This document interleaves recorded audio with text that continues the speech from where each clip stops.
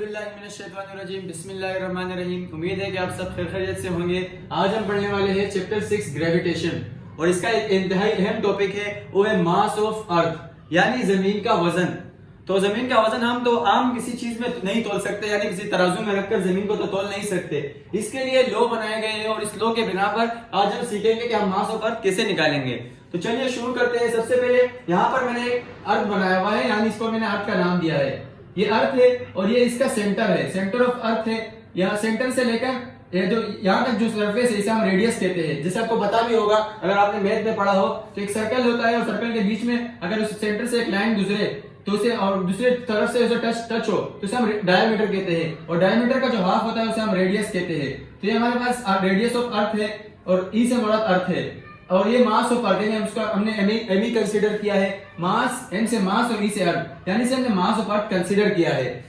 तो एक डेरिवेशन की फॉर्म है, इसलिए आपको कोई ऐसी वैल्यू नहीं दी हुई होगी, आपने सिर्फ जस्ट कंसीडर करना है। ये मास ऑफ अर्थ है। नेक्स्ट वन, हमने यहाँ पर एक बॉक्स रखा है जिसे हमने एम का नाम दिया है। इसका वजन है एम और इसके नीचे जो वेट है, यानी वेट हमेशा, मैंने एक पिछली वीडियो में भी आपको बताया था वेट के बारे में कि वेट हमें अपनी तरफ खींचता है। तो ये इसका वेट है, ये अर्थ है, ये इसका रेडियस और ये इसका मास ऑफ अर्थ, जो कि एक बॉक्स रखा है जिसका एक वजन है, यानी ये मास है और वेट अपनी तरफ से खींच रहा है।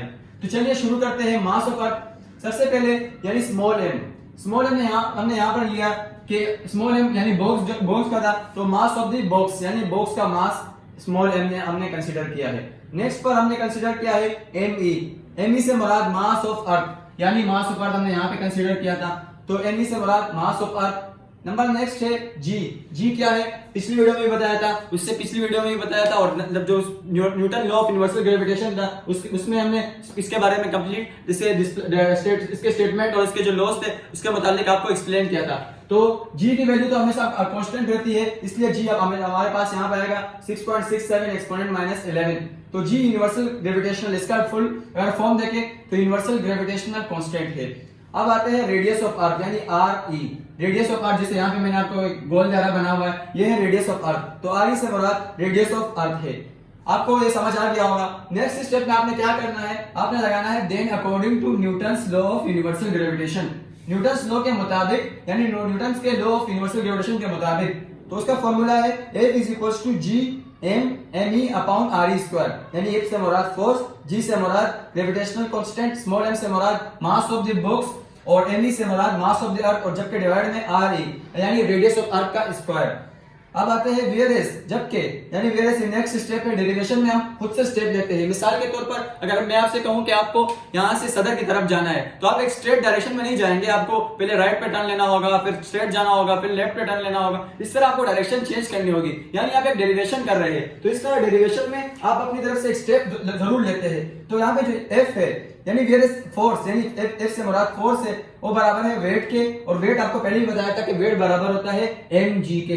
नेक्स्ट स्टेप में हमने क्या कुछ नहीं किया, यानी फोर्स की जगह हमने एम जी को यहाँ लिख दिया, यानी M G is equal to capital G M E upon R E square. तो एम से एम कैंसिल हुआ। नेक्स्ट स्टेप में G is equal to capital G M E upon R E square. अब नेक्स्ट स्टेप पर हम आते हैं, हमें क्या निकालना है, हमें मास ऑफ अर्थ निकालना है, यानी ये मालूम करना है मास ऑफ अर्थ। नेक्स्ट स्टेप में जी को अपनी जगह पर रहने देते हैं, जबकि रेडियस ऑफ अर्थ यानी आर ई ये यहाँ पर डिवाइड हो रहा है, ऊपर आएगा तो मल्टीप्लाई हो जाएगा, यानी आर ई स्क्वायर ये ऊपर आ जाएगा। नेक्स्ट स्टेप में is equal to G M E. अब नेक्स्ट स्टेप में क्या है, हमें एम को सेपरेट करना है, यानी तो मालूम करना है। तो सिंपल आपने जी आर ई स्क्वायर को अपनी जगह लिख देना है, जी आर ई स्क्वायर अपॉन, यानी कैपिटल जी यहाँ पर मल्टीप्लाई हो रहा है, नीचे आएगा तो डिवाइड हो जाएगा, तो जी यानी इसके बराबर हो जाएगा मास ऑफ अर्थ के। अब हम इस फॉर्मूले से मास ऑफ अर्थ आराम से निकाल सकते हैं। जैसे कि आपको पता है कि जी किसके बराबर होता है, 9.8 मीटर पर सेकंड स्क्वायर। नेक्स्ट स्टेप है radius of earth. Radius of earth जो कि एक फिक्स वैल्यू है, यानी बराबर है 6.4 एक्सपोनेंट 6 मीटर, ये है रेडियस ऑफ अर्थ। तो रेडियस ऑफ अर्थ का स्क्वायर ले लेना है, यानी 9.8 को 6.4 एक्सपोनेंट 6 के स्क्वायर से मल्टीप्लाई कर देना है, और आपके पास जो आंसर आ जाएगा उसको जी से डिवाइड कर देना है। जैसे कि जी मैंने कितनी मतलब आपको बताया भी है, एक बार और बता देता हूं। कैपिटल जी की value 6.67 exponent minus 11 newton metre square पर केजी स्क्वायर। तो इस तरह आप मास ऑफ अर्थ निकाल सकते हैं। एक बार और बता देता हूं, मास ऑफ अर्थ निकालने का जो फॉर्मूला है वो हमने ड्राइव कर दिया है, हमारा काम यहाँ तक मुकम्मल हो चुका है। लेकिन अगर आपको मास ऑफ अर्थ निकालना हो तो सिंपल वे है, यानी जी को आप आर स्क्वायर से मल्टीप्लाई करेंगे। जी से मुराद 9.8 को आप 6.4 एक्सपोनेंट 6 मीटर के स्क्वायर से मल्टीप्लाई करेंगे और इसके बाद जो आंसर हमारे पास आ जाएगा उसको आपने सिंपल डिवाइड करना है कैपिटल जी से, जो कि हमारे पास ये फिक्स वैल्यू है। तीनों जो वैल्यू है ये फिक्स है।